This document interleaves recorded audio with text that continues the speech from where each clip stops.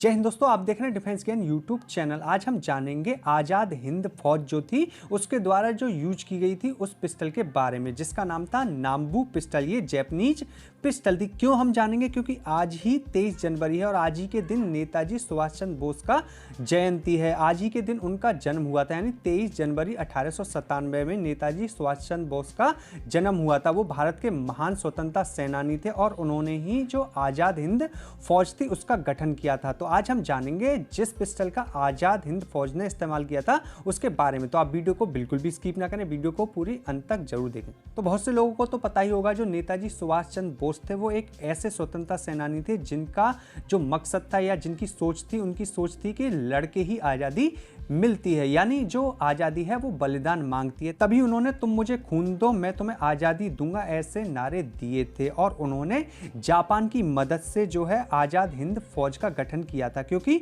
उस टाइम पे ब्रिटेन यानी जो ब्रिटिश एम्पायर था और जापान था उसके बीच में युद्ध चल रहा था। तो जो जापान था उसने काफ़ी इलाके जीत लिए थे। वहाँ पे जो है भारतीय सैनिक भी थे, तो उनको बंदी बना रखा था जापान ने। तो जापान ने जो भारतीय सैनिक थे उनकी मदद से आज़ाद हिंद फौज का गठन किया था और वो जो नेताजी सुभाष चंद्र बोस थे उनके नेतृत्व में उन्होंने जो है ब्रिटिश एम्पायर जो था उस पर हमला भी किया था। ये सब आप जानते हो। लेकिन जो जैपनीज पिस्टल थी जिसका इस्तेमाल जो आज़ाद हिंद फौज के अफसर करते थे और जो कई जो सीक्रेट सर्विस थी जो आज़ाद हिंद फौज की, जिसको इंडियन नेशनल आर्मी भी कहते थे, उसके द्वारा यूज की जाती थी जैपनीज नाम्बू पिस्टल जो थी। और इस पिस्टल के बारे में हम आज जानेंगे। ये सेमी ऑटोमेटिक रिकॉयल स्प्रिंग पे बेस्ड पिस्टल थी और इसको डिजाइन 1902 में किया गया था। लेकिन 1902 में डिजाइन की गए थे और इसके शुरुआती मॉडल बनाए गए थे। लेकिन भारत की जो सेना थी या कहें आज़ाद हिंद फौज ने जिस मॉडल का इस्तेमाल किया था वो थी नाम्बू टाइप 14 पिस्टल। ये जो पिस्टल थी इसको डिजाइन किया था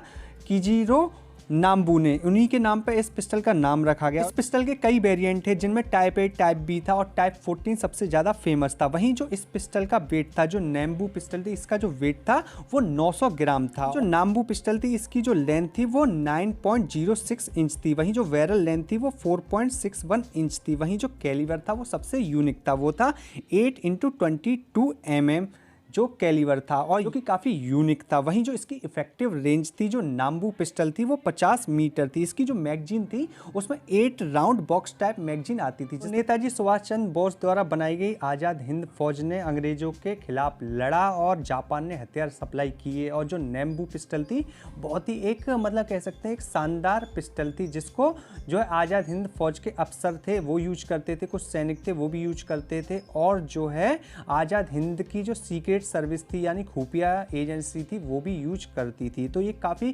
खुशी की बात है कि जापान ने भारत की इतनी मदद की थी। लेकिन जापान पे खुद के ऊपर ही न्यूक्लियर बॉम्ब गिर गए और उसने जो अमेरिका के सामने सरेंडर कर दिया। उसके बाद जो है हथियारों की सप्लाई कट गई। उसके बाद जो आज़ाद हिंद फौज थी उसकी हार हो गई थी। लेकिन फिर भी जो है भारत में वो इतनी अलख जगा गई थी कि वहाँ पे जो है भारत में जगह जगह जो है विरोध प्रदर्शन और विद्रोह होने लगे थे। भारतीय जो सेना थी जो कि अंग्रेजों के अधीन थी उसने भी विद्रोह कर दिया था अंग्रेजों के खिलाफ। तो उनकी जयंती पे हम आज नेताजी सुभाष चंद्र बोस को नमन करते हैं, सत सत नमन करते हैं। और जो जापान ने हमारी मदद की थी उसको भी हम याद करते हैं। उन्होंने इस प्रकार की पिस्टल थी, कई अन्य जैपनीज बोल्ट एक्शन राइफल थी, मशीन गन थी, वो भी सप्लाई की थी। उनके बारे में किसी अन्य वीडियो में हम जानेंगे। तो ये एक ट्रिब्यूट वीडियो है नेताजी सुभाष चंद्र बोस को और जो नाम्बू पिस्टल थी जो कि जैपनीज पिस्टल थी उसके लिए। तो आपको वीडियो पसंद आई होगी। अगर आपको वीडियो पसंद आई है तो प्लीज़ इस वीडियो को लाइक करिए, शेयर करिए और हमारे चैनल को सब्सक्राइब करके बेल आइकन दबा लीजिए। आप हमें इंस्टाग्राम पे फॉलो कर सकते हैं, लिंक डिस्क्रिप्शन में